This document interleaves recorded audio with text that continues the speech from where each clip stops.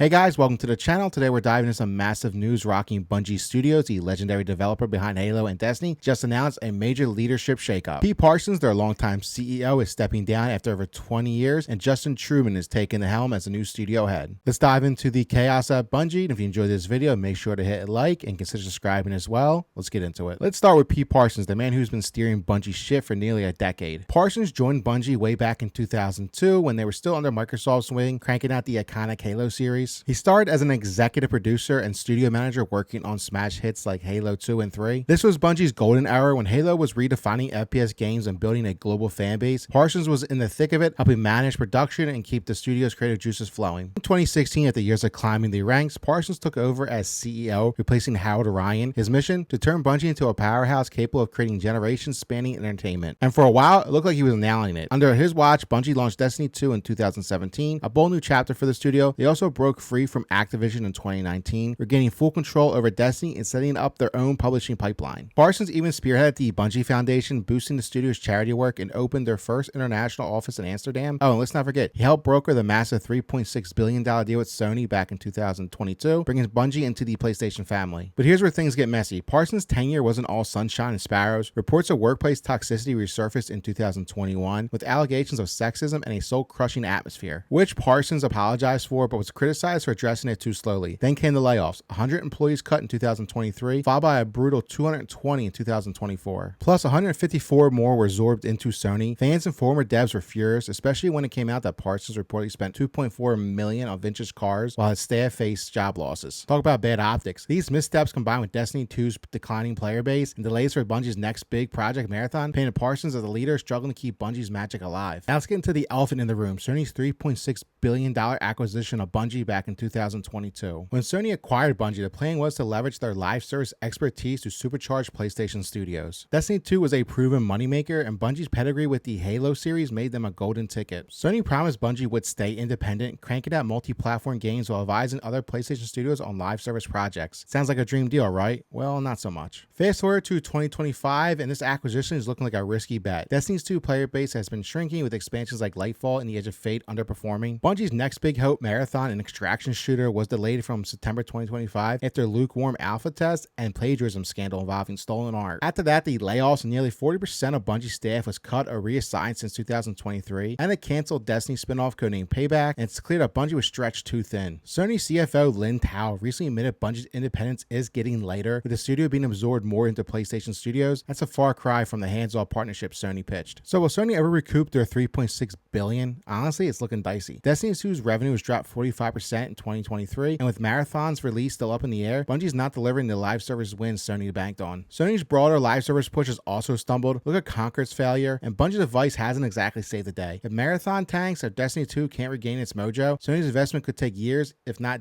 decades, to pay off. Some analysts even argue Bungie was overvalued from the start, and with fan sentiment at all-time low and Bungie's reputation on the line, the pressure is on. We'll see how much better they do with Truman in the captain's seat. Truman actually joined Bungie back in 2010 as an engineer. He also played a pivotal role in building the Destiny engine as an engineering lead for the original Destiny. For Destiny 2, Truman served as gameplay experience director, design director, and production director, contributing to the game's core systems and player experience. So what does this all mean for Bungie? Pete Parsons leaves behind a mixed legacy. Huge wins like Destiny 2's launch and Sony's acquisition, but also layoffs, toxicity scandals, and a struggling studio. Justin Truman is stepping into a firestorm. With Destiny 2 needing a revival and Marathon facing an uphill battle, Sony's $3.6 billion bet is looking shakier by the day. And it's up to Truman to still prove that Bungie's got that Halo era magic. What do you Guardians think? Can Truman turn Bungie around, or Sony's investment doomed? Drop your thoughts in the comments below. And do me a favor, if you make it to the end of this video, just drop the comment cheeseburger in the comments below. I just want to see something. I think it'd be really funny to do. So guys, that's the video for today. If you liked it, make sure to hit the like button and consider subscribing as well. I'll see you in the next one.